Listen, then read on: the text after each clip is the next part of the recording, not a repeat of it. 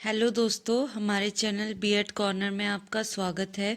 तो आज मैं आपके लिए लेके आई हूँ एक आदर्श पाठ योजना जो जीव विज्ञान विषय से संबंधित है।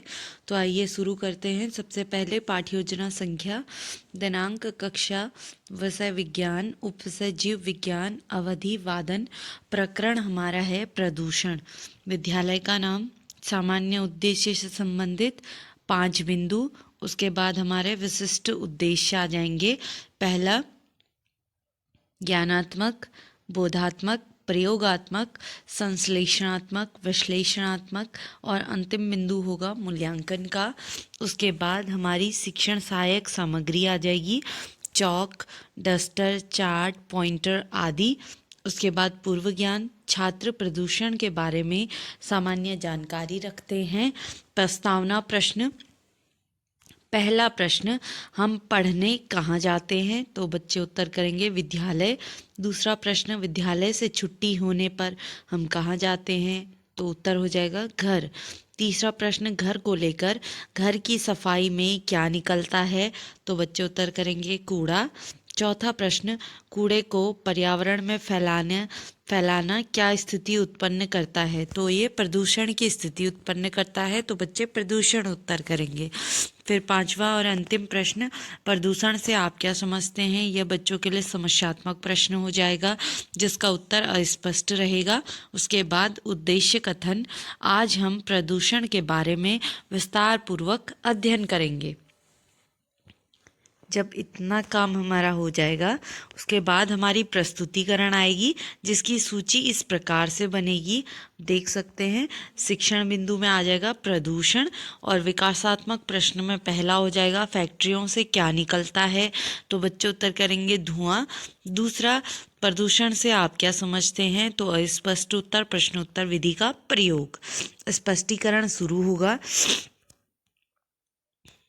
इंसानों की सभी तरह की गतिविधियां जिनकी वजह से प्रकृति को प्रत्यक्ष या अप्रत्यक्ष रूप से पहुंचाए जा रहे नुकसान और इससे होने वाले नुकसान को और प्रभावों की जांच करना और उनका पता लगाना प्रदूषण कहलाता है।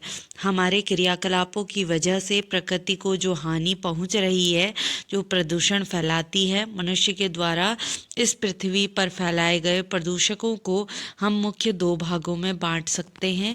एक अनिम्नीकरणीय प्रदूषक, दूसरा निम्नीकरणीय प्रदूषक। पर्यावरण के किसी भी घटक में होने वाले अवांछनीय परिवर्तन जिससे जीव जगत पर प्रतिकूल प्रभाव पड़ता है प्रदूषण कहलाता है।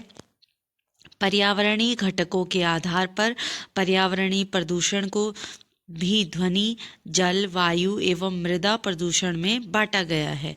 तो इसके जब हमारा स्पष्टीकरण होगा तब बच्चे ध्यानपूर्वक सुनेंगे। व्याख्यान विधि का प्रयोग होगा। आप चाहें तो हर प्रस्तुतिकरण में मिनिएचर लगा सकते हैं। यहाँ पे मिनिएचर की जगह खाली है तो जो ब्लैक बोर्ड के ऊपर वाली जगह है वहाँ पे आपको मिनिएचर लगाना होता है। और हमने बच्चों को प्रदूषक इस प्रकार से समझाए थे। तो ये प्रदूषक का ब्लैक बोर्ड का मिनिएचर है। अंत में हम बच्चों से एक प्रश्न करेंगे, 2 प्रकार के प्रदूषक कौन कौन से होते हैं? तो बच्चे उत्तर करेंगे अनिम्नीकरणीय और निम्नीकरणीय प्रदूषक। प्रश्नोत्तर विधि का प्रयोग। और इसके अंत में यहाँ पे हमने मूल्यांकन प्रश्न नहीं लिखे हैं तो आप यहाँ पे मूल्यांकन प्रश्न लिख दीजिएगा। जैसे आप ये लिख सकते हैं कि अनिम्नीकरणीय प्रदूषक का एक उदाहरण बताइए, या फलों के छिलके या कागज किस प्रकार के प्रदूषक हैं। 2 प्रश्न ये हो जाएंगे। तो ये पहला स्टेप हो गया। दूसरा हमने क्या लिखा है, वायु प्रदूषण के बारे में। दूसरा शिक्षण बिंदु हमारा है वायु प्रदूषण। पहला प्रश्न हो जाएगा अनिम्नीकरणीय प्रदूषक का उदाहरण बताइए, तो प्लास्टिक हो जाएगा। दूसरा, वायु प्रदूषण किसे कहते हैं? तो इसका उत्तर अस्पष्ट, प्रश्नोत्तर विधि का प्रयोग। उसके बाद स्पष्टीकरण शुरू होगा। वायु गैसों का मिश्रण है और ये वायु में एक निश्चित मात्रा में पाई जाती है। जब मानव जनित स्रोतों से उत्पन्न बाहरी तत्वों के वायु में मिलने से वायु की गुणवत्ता में ह्रास हो जाता है और यह जीव जंतुओं और पादपों के लिए हानिकारक हो जाती है तो उसे वायु प्रदूषण कहते हैं।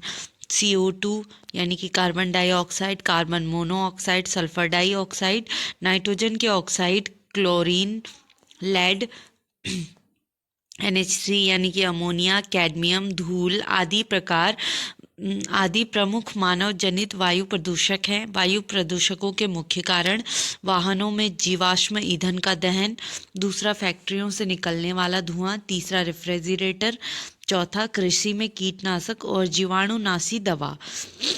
उसके बाद हमारा आ जाएगा वायु प्रदूषण को नियंत्रित करने के उपाय। उद्योगों की चिमनियों की ऊंचाई अधिक हो, दूसरा कोयले डीजल के इंजन का कम उपयोग, तीसरा लेड रहित पेट्रोल का प्रयोग करना, चौथा घरों में सौर ऊर्जा का उपयोग ज़्यादा करना।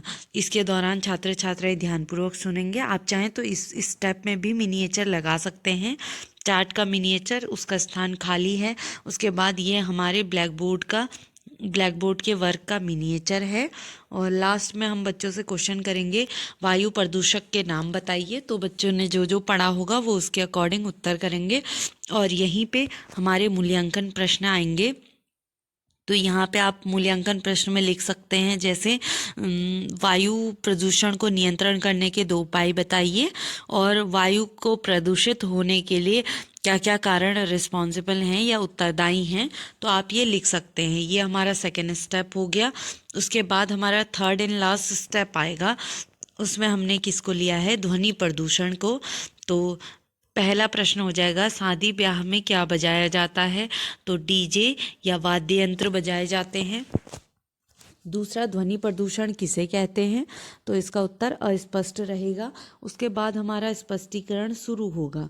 अवांछनीय अथवा उच्च तीव्रता वाली ध्वनि को शोर कहते हैं। वायुमंडल में अवांछनीय ध्वनि की मौजूदगी या शोर को ही ध्वनि प्रदूषण कहते हैं। शोर से मनुष्यों में अशांति तथा बेचैनी उत्पन्न होती है। ध्वनि की सामान्य मापन इकाई डेसिबल कहलाती है।